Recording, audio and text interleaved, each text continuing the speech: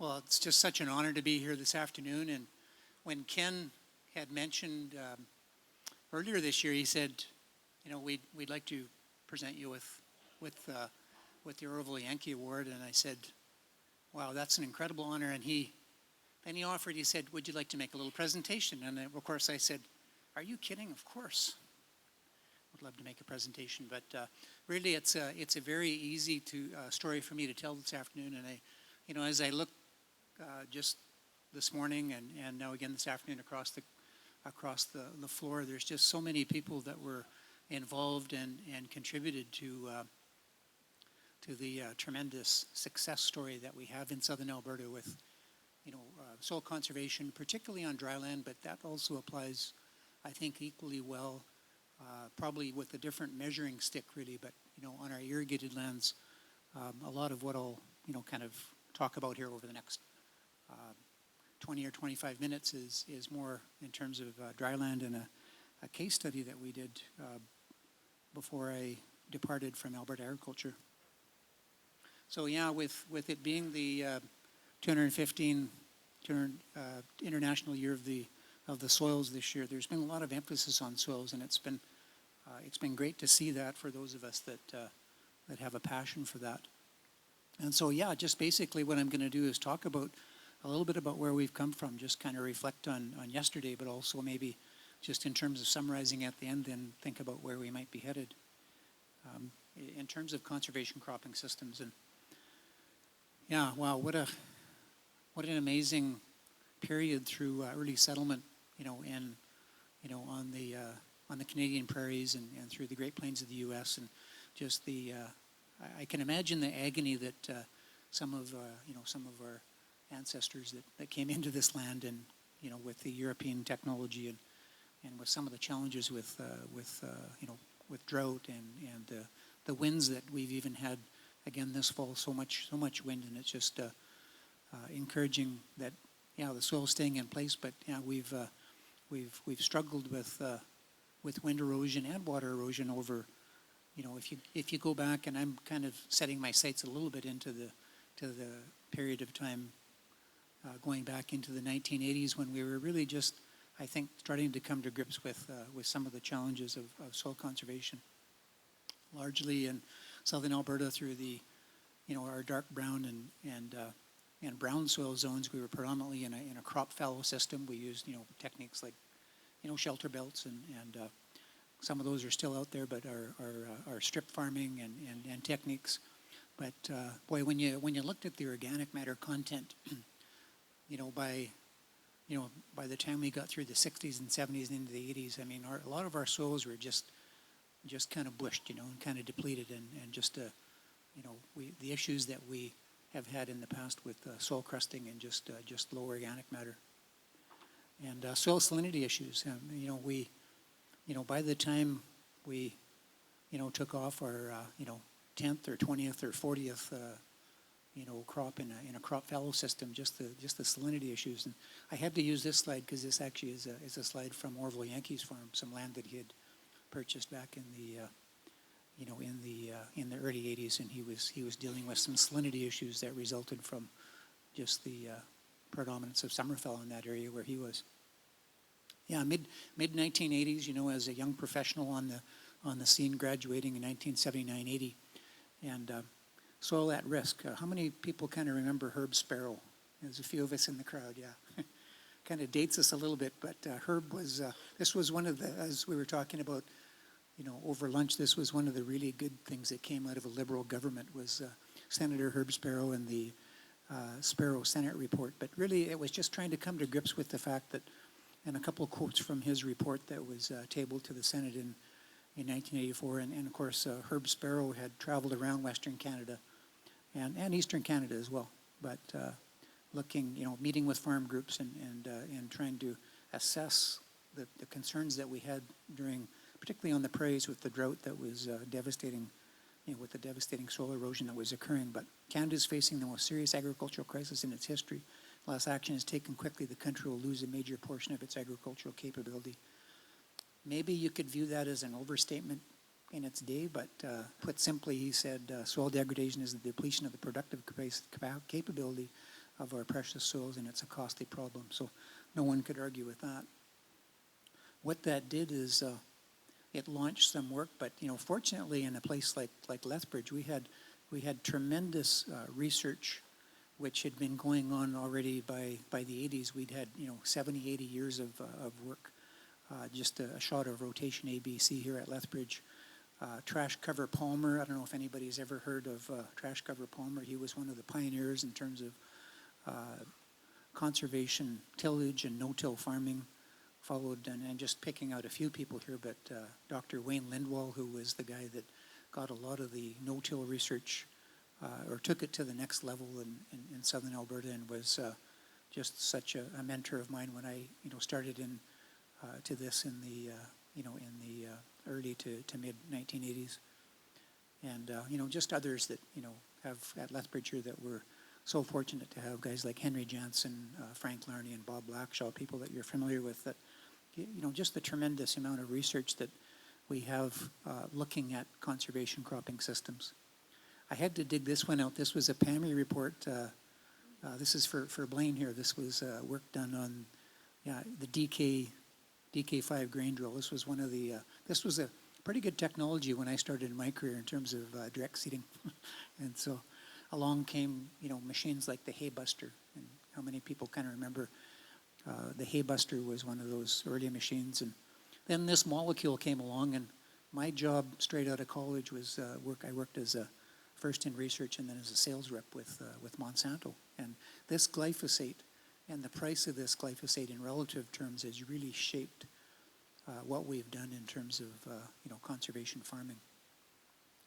Anybody remember the old Pioneer yielder drill?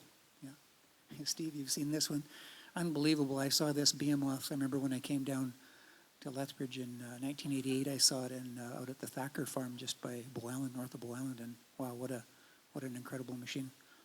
Early generation air seeders, started the Frigstad, and our summer fallowing practices. We used to rely a lot more on tillage. Obviously blading has always been part of the mix, but I don't know is Terry Doran here this week? I don't know. Just a shot at Terry in a chem fallow field down at his place, but just that reduction of tillage on summer fallow that we saw through the 80s and early 1990s. And then, some of the field days, like when I came down to southern Alberta in 1989, we were in a kind of a major kind of, extension phase in terms of, conservation cropping systems and things like chem fallow, but the direct seeding field days that we held, and, some of the research trials that got started in terms of looking at some of the crop rotations and crop diversity. Programs like the CASA and ASA, which funded those. Groups like the Alberta Conservation Tillage Society, which was kind of our equivalent to the Manitoba No-Till Association, got going a little ahead of us. But people like Spencer Hilton and Ike Lanier, many others that shouldn't mention any names because there's just too many. But Mercer's, we'll got a good sled coming up of the Mercer farm. But SACA was born in 1990 or 91, and it was the Conservation 2000 clubs that came together, and it was really spearheaded by this guy, Orville Yanke, who, for those of you that didn't know Orville, he was from the Medicine Hat area, just south of Medicine Hat at Dunmore. And I remember in 1992, Orville went over to Saskatchewan to a direct seeding conference in the winter, and he came back and he said, "Rob, do you think we could ever pull off something like this here?" So we, I think the first one that SACA organized was in 1993 in Medicine Hat, as I recall. And I remember, it might have been 92, but I think it was 1993. And we had around, 400 or 500 people. It was a huge success. And I remember afterwards having a beer with Orville and a few other people, and we said, boy, I don't think we'll ever be able to pull this off again. And of course, Ken, how many, I think it's been almost continuous, Farming Smarter now, merging SARA, Southern Applied Research Association, and SACA to host these conferences. So been going ever since. So well done. Keep the ball rolling. But back in those early days, a lot of the early equipment, and there's our Conservapack. We were just seeing one of the fellows at the table I was with there was just showing me his Conservapack in operation this last spring. Alberta Reduced Tillage Initiative. wow, that was an organization that was formed as government started pulling back from their efforts in conservation. The reduced tillage linkages was Rick Tallio, yeah, was one of the great agronomists working with that. And I didn't see Peter Gamache here, but if Peter is here, he was the kind of coordinator for that. But yeah, that was sort of our early years in trying to make the technologies work, especially with disc technology. You know, a lot of those sitting in the fields. But over the years, we've continued to move, you know, into no-till systems, and this is actually a fairly old slide here. But and Ryan, there you go. Yeah, the Mercer farm just south of Lethbridge. I know Mercers were some of the first to start direct seeding in Alberta, and I'm sure it's been over 30 years. You know, a lot of their farm has been direct seeded, and of course, combinations of higher disturbance and lower disturbance direct seeding over the years, but phenomenal success stories here. Yeah, we managed to, you know, increase our water use efficiency over that time, and really it was about taking some of that evaporation out of the evapotranspiration equation, and wow, that's, you know, both with chem fallow but also with our planting systems. And not only that, but just the moderation of temperature, the ability to get the water into the ground. And we saw that increase in crop diversity. You know, again, reduction of fallow we talked about a little bit.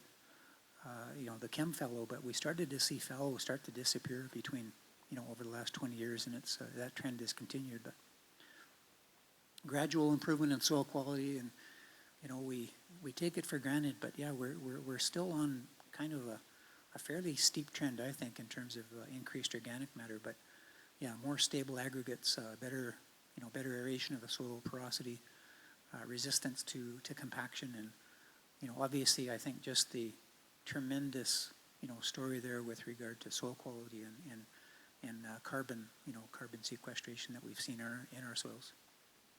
Something that we've come to recognize a bit more in the last 10 or 15 years, and a lot of emphasis, you know, in the conference here this year. And at the same time as we're doing this conference, there's one up in Edmonton talking about soil health, and again, focusing on these issues.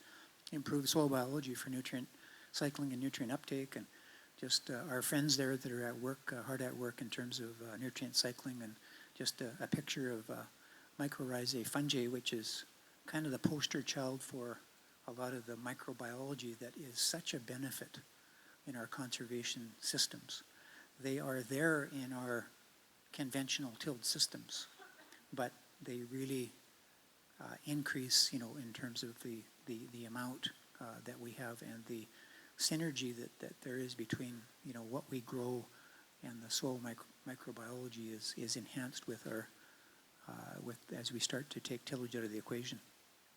One of the things we did, this was one of the last little projects that we did, you know, in the summer that I left Alberta Agriculture a couple summers ago, and we picked an area in the southern Alberta brown soil zone, and I'll call this the foremost area. But it's kind of that area there. Don't look at the screen, Rob. So it's this area down here, which is through the use of GIS, we can extract the census information from those areas. And in this case, what we did is we picked an area of about 500,000 acres, roughly, and then kind of tracked that over the last few ag census. And of course, there's, the last one that we had was in 2011. But just a landscape shot of that of a township within that area of around Foremost. And you can kind of see the land use pattern in 1992 compared to 2010. And again, what we did is we compared the crop types and the cropping systems from those two time periods. And here, what we've done is just kind of showing the reduction in summer fallow. So in 1991, that 500,000 acres, about 38% of it would have been in fallow, and that would have, and that reduced in 2011, we were down to 15%. So about a 70% reduction in summer fallow.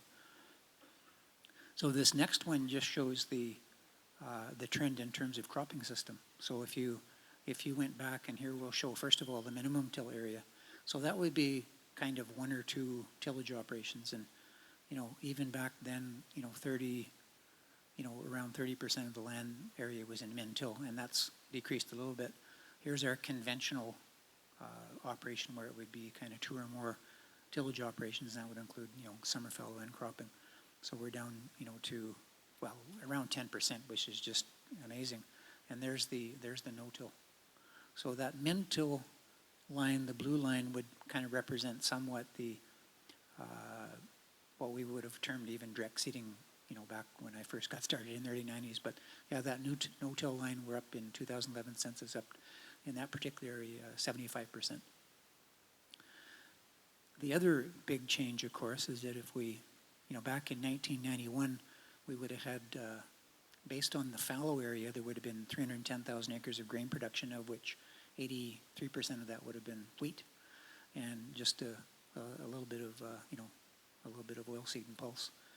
And the tame forage, area hasn't changed, but 2011 then because of reduced fallow, we're up to, 425,000 acres, and 66% of that cereals, and then oilseeds would be, 27%.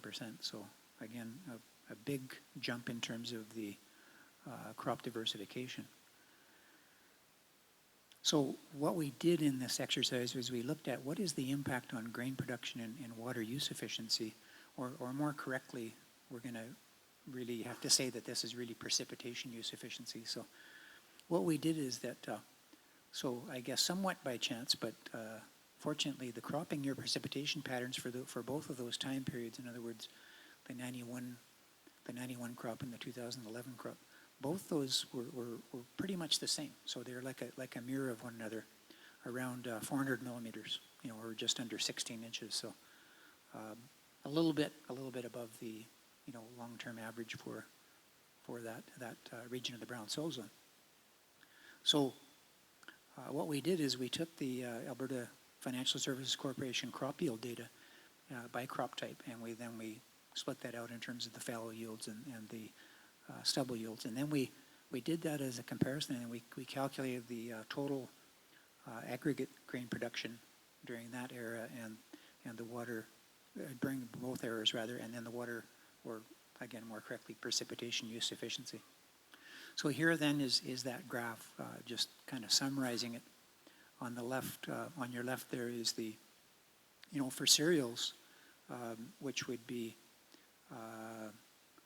just even though a good portion of those cereals back in 1991 were grown on fallow as opposed to stubble, the yield per unit area actually went up by, that's about 25% on cereals, around almost 40% on oilseeds. If we go over to the, if we go over to the right side, all crops and summer fallow, it's even more dramatic, because of course if you take, summer fallow, out of the we weren't producing a lot of crop on summer fallow on those, 40% of the land area that was fallow compared to the 15% now. So tremendous increase in, I guess, our efficiency of how we handle water, how we use that water for productive growth. And again, it's a relatively high level sort of calculation, but it just gives us a bit of a picture of, in terms of describing the incredible success story that you folks have been part of out there in terms of this. And so summer fallow area over that time declined by 76%. No-till area from 5 to 75% of the cropped area. Crop diversity transition from predominantly wheat fallow or cereal fallow to a pulse and oilseed area, which went from 8 to 27% of the cropped area, and significantly more area, of course, because we had a lot more cropped area in 2011. And that aggregate grain yield and precipitation use efficiency increased by about 90%. So almost a doubling of the amount of grain with the same amount of water, right? Same amount of water that we were working with. So tremendous benefit that we can, I think, say can be attributed to the system that we have out there today compared to before.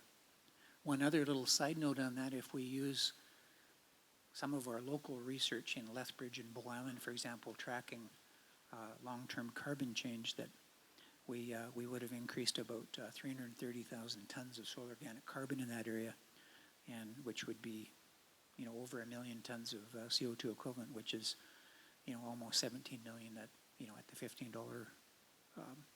carbon, carbon market value. So, again, yeah, just some of the amazing things.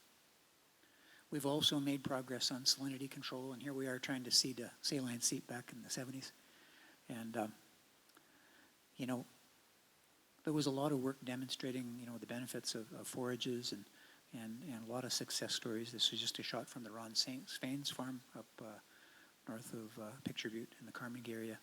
And just the ability for, if we can go in there with continuous cropping, or better yet with alfalfa, just to use that water and transform these seeps.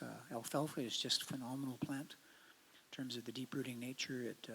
You're trying to dewater that recharge, and so, yeah, reducing summerfell can get you a long ways along, but just even the ability to go in with alfalfa in a timely fashion.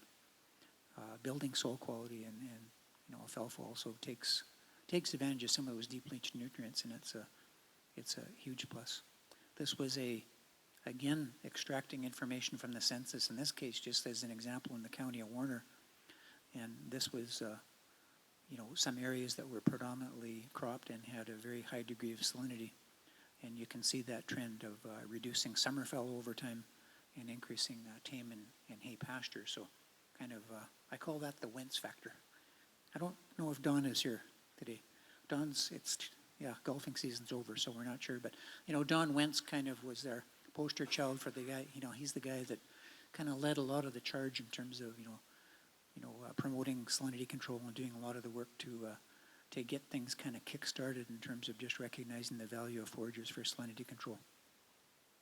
So just not sure how we're doing for time here, but I kind of wrapping up with thinking about some of the challenges that lie ahead, and if you will, kind of where next, where are we headed next? And boy, there's about at least 30 or 40 better minds than myself out there that have been talking about this earlier today, and will be talking about this through the conference and over coffee. But so there's a lot of people that are a lot brighter than me on this. But I guess in terms of dryland in particular, because we've done such a good job in terms of reversing some of the soil degradation. I mean, we're certainly still in that era of soil building, and I think that's really, really positive, and let's continue that. I think we're, just big picture, being more efficient with our inputs and particularly judicious with use of inputs. And just to be thinking about the impact on the soil and the surrounding ecosystem. I know the farmers that I hang out with, they are concerned about that. And obviously, is there opportunity for marketing sustainability? These are questions that we'll leave to other people that are a lot brighter than me. I think, further improving our soil quality, or now, a lot of the conversations and presenters this afternoon and tomorrow, and, talking about soil health, and, it's our productive capacity, but also I think the resilience of our soils, and it's soils that support health of the entire system, and so it's our whole water system, our water resources rather, and air and biodiversity. So I think that's, when you hear the term, we used to talk soil quality, and we still do, but you hear the term soil health used, and it's really soil quality, but it's also thinking about what are those impacts, and how is that affecting the other components of the ecosystem. Equipment innovations, and I just, this is, there's, again, so many people out there that can talk to this, but, adapting cedar technology, residue management, we may yet solve some of those hairpinning issues, Ryan and others. Controlled traffic, I think I saw Steve here, and boy, there's just a lot of great research there, and that's going to work for some, no doubt. Precision technologies will continue to evolve, and I think Lewis is going to be talking about tomorrow, I think, Ken, the project that you have here in Farming Smarter, and we're all kind of indirectly or directly working on this and trying to make sense of all that data. And where are we headed with precision farming? And I won't be able to answer that one, this afternoon. But One of the things I think we need to revisit our fertilizer management strategies. And most of our research on fertilizer, was done under conditions that you see on the left-hand side of the slide here. And so, like, that was just kind of the normal back then. It was, was either on summer fallow or, well rototilled or tilled conditions.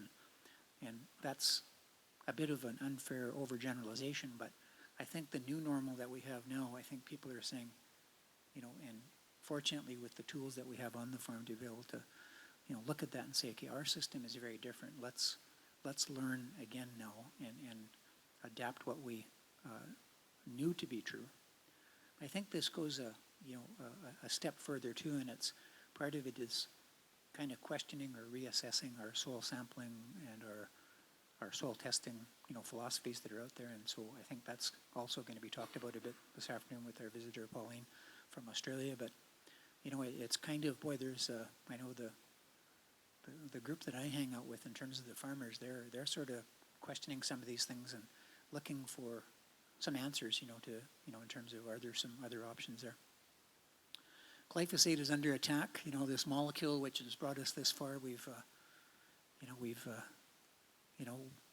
it's, the work, the World Health Organization, this spring when they linked it to cancer, I mean, no surprise because I think we knew that to be the case. But there's also the, this other thing, and even 2 years ago, I think at the Farming Smarter, was it 2 years ago when we had a speaker that, talked about a very famous speaker on that topic. But yeah, just, boy, how do you combat these things? And maybe rather than saying glyphosate's under attack,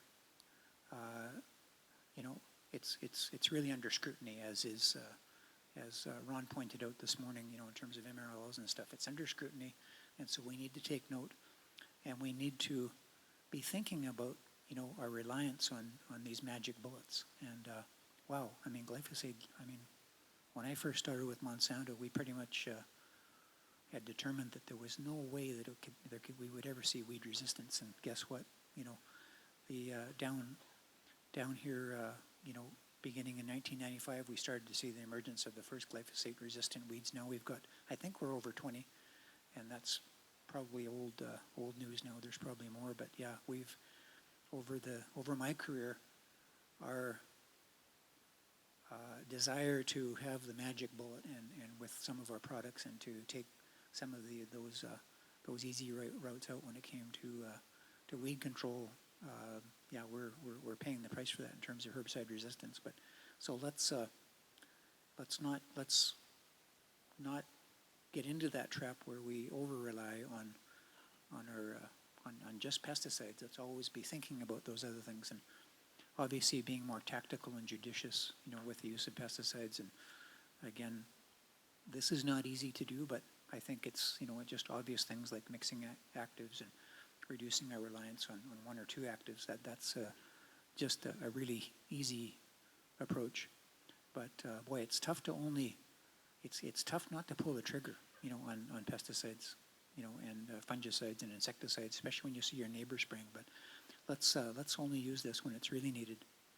And what about, we're kind of learning and knowing about beneficial insects and just what role they play in terms of maintaining, a healthy agricultural ecosystem on our farm and helping us to control some of our pests. But yeah, really, only using those products when it really hurts, and maintaining. Maybe we can look at maintaining some pollinator and beneficial insect habitat. This is an area that Canola Council is exploring and looking at promoting those areas, and I know a few farmers that I work with are very interested as well.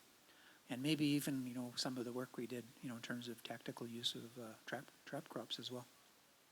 Rotation, let's not use let's try to fit those winter crops in where we can. I think they're going to play a bigger role as we start to battle and apply integrated management. Maybe even corn someday. Who knows? And is there a role for cover intercrops? And I think so, especially with livestock. And we don't want to throw out the baby with the bathwater. And yes, we don't have the growing season maybe we don't have the rainfall to play with that they do in some other parts of North America, but let's learn from what they're learning and apply these things. And I love this one because, yeah, don't farm naked. But yeah, cattle are just such an important part of that mix. And boy, in terms of, I know Vern's going to talk about, winter feeding here this afternoon, work that's been done, but boy, the rotation options and the options that you have for doing things when you have cattle in the mix is just phenomenal. But a lot of times we're just kind of feeding that soil, and it always amazes me, and like I always like to tell people, when you pick up a handful of soil, there's more creatures in there than, there's more organisms in there than the population of humans on the planet Earth. So we're talking, over 7 billion, 7.5 billion in a typical handful of soil from southern Alberta farmland. So we're feeding and enhancing soil livestock. Earthworms are kind of the poster child, but boy, when you look a little more closely with a bit of magnification, things like nematodes and soil mites and other larvae, and of course we talked about our mycorrhiza, and we're just beginning, I think, to understand how these things benefit us in terms of soil health. And I wasn't able to catch the first speaker today, but I know I'm looking forward to some of the other presentations as well that talk about this and where we can go with this. But some of the benefits, obviously the more rapid nutrient cycling with healthy soils, improving that nutrient uptake and fertilizer use efficiencies. We know and we're beginning to understand how these things suppress root diseases, organisms that we took for granted, but just I could talk a long time about this one because it's a fascinating area. But and obviously these good soil biology improves our water use efficiency and drought tolerance. Just mycorrhiza itself is known to do that, and so I have taken more than my allotted time, I think, Ken. And so just special thanks on the foremost area study to my former colleagues, Wally Sawchuk and Deb Work and Tom Goddard. And photo credits to Murray Green and to all those photos I took off the internet that you folks have taken out there. Thanks as well. Sorry if you missed the credit, but yeah, this was one from Murray, 40th year of direct sitting on the Hilton farm. So, and of course I'm over time.